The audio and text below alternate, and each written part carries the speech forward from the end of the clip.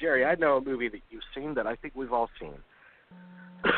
For one, all three of us have seen it. And you could talk about it first, Jerry. You were never really here, and I know you're here. Oh, have we all seen it? Oh, okay. Yes, we've all seen it. Wait. Oh, that show already showed at the Atlanta Film Festival, or? Yes, it showed on Friday, so I saved it for you. You saved it for me. How what a treat. Okay, no, I thought the movie was great. I think of the 4 movies I've seen by Lynne Ramsey, it may be my favorite. Without a doubt. It's not as, how should I say it? I just walked out of we need to talk about Kevin. I just wanted to kill myself. That movie kind of a horror movie. It's a horror movie, but it's just so oppressive is being too kind describing that movie. I like the movie, don't get me wrong. It's just the kind of movie, it's not a Friday night movie. No. And neither is this one, to be quite honest with you, but not as much as a It's pretty impressive though. Yeah, but it's not as downbeat as Kevin though. Kevin is just a whole other realm. I think Ratcatcher. Well, Ratcatcher is God. I remember I rented that from the video store. God, when I was living in Los Angeles, I remember renting that because I wanted to getting ready to go see Morven Caller, but I never got a chance to see Morven Caller in the theater. Yes, I missed that one too. Yeah, but that's a great movie. I mean, I think before that I would have said that was my favorite movie, but I think this one is. So this is Joaquin Phoenix playing a hitman for hire. It's not. I won't say it's at times hard to watch. I think, but he's what would be the best way to summarize this movie for our listeners? How would you summarize like a quick plot take on this? Is it possible to give a quick? Yes. Well, sure. he's a veteran. Yeah. He's a veteran who's clearly suffering from some form of PTSD and kind of suicidal tendencies, and he's been exposed from a young age to violence in the household. Yes. That's pretty much all he knows, and that makes him ideal for to do kind of underground hits for various nefarious people. But you can tell that it's corroding him.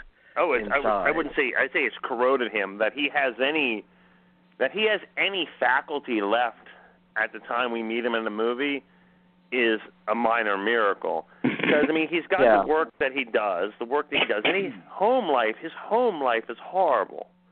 With his mother, I mean, it's not horrible. No, they get along. They get along, but he's very tender to her, I think. He has to be. He has no other choice. I mean, the mother is very far gone. I mean, well, there are choices there. I mean, you could not be.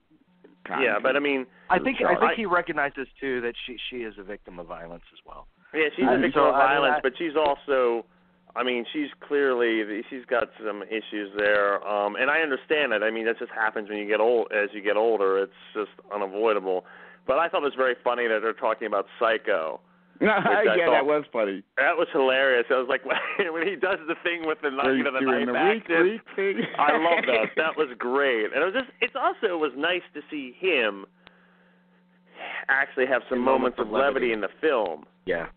I really appreciated that. I just thought. So first of all, I'm glad I saw it in the theater because it's beautifully shot.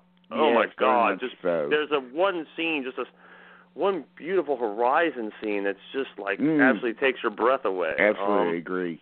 So I was happy about that. But lots of interesting close-ups too, like very very tight close-ups. You know. Mm-hmm. Oh yeah. Yeah. But I have to say, I think because you take The Master, Inherent Vice, he's had a very interesting career. But I think he's become he's the greatest actor in America. He may very well be because not only those. I mean, he's only made I think one movie I'm not crazy about. It's the Woody Allen movie, Irrational Man. I like that movie. I even think he pulls that movie out of the fire. Well, I'm glad someone pulls it out of the fire. But no, I mean, otherwise than that, though, I think I liked him in Buffalo Soldiers. I mean, obviously To Die For. He's never really. When has he been bad? Tell me when he's been bad in any movie. Even when he was known as Leaf Phoenix, he was good in Parenthood. Yeah, I know Parenthood is the one. Yeah, and I didn't. You know what? I was like, confess to my girlfriend, I had no idea that Leaf. I always thought he was Joaquin Phoenix. I had forgotten all about that we had Leaf Phoenix. I thought Leaf Phoenix was just another Phoenix. I added another family member from the ashes. I know. I added another family member to the family.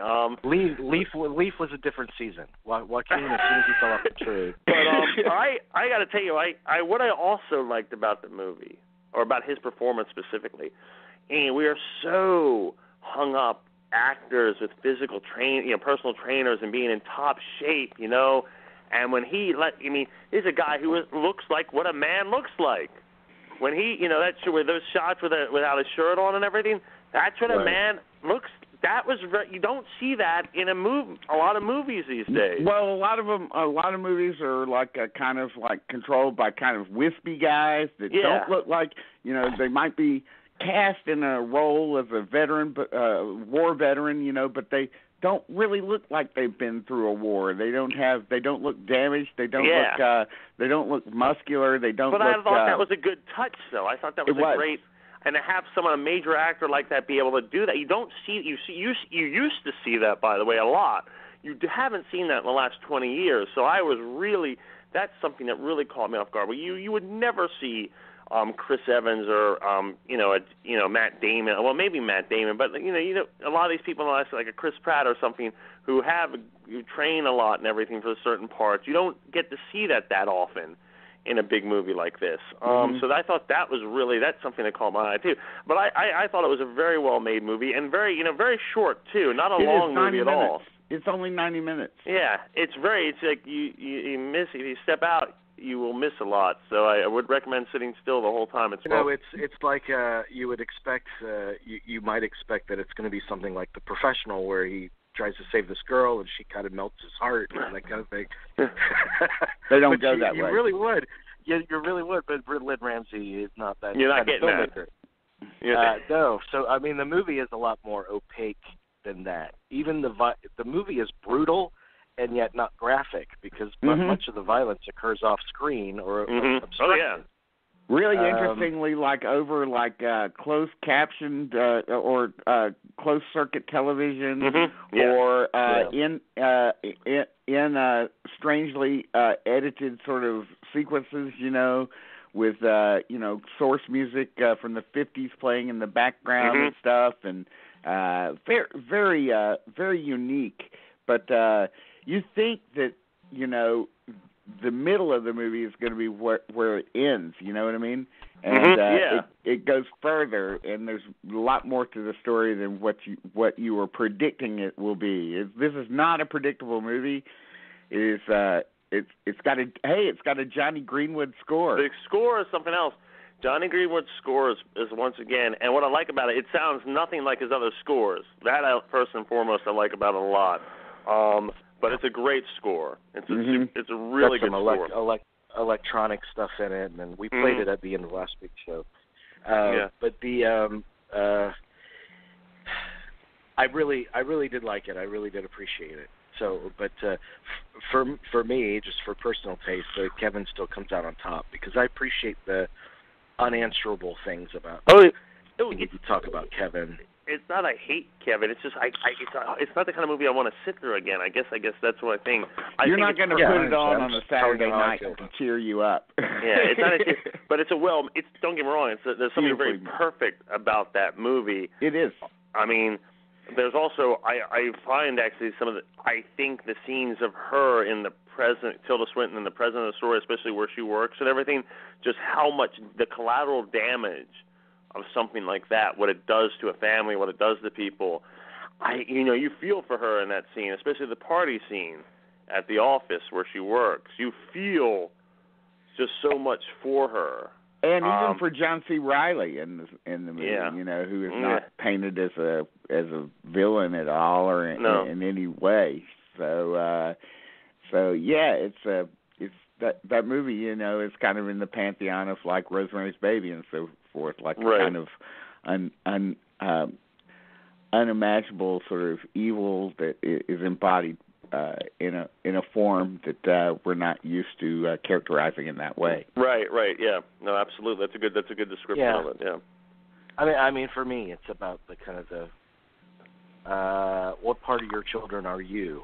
What part yes. are you responsible for? And then there's a reason why the color red dominates Kevin, because it's about blood. Mm-hmm. It's about what transfers through that blood.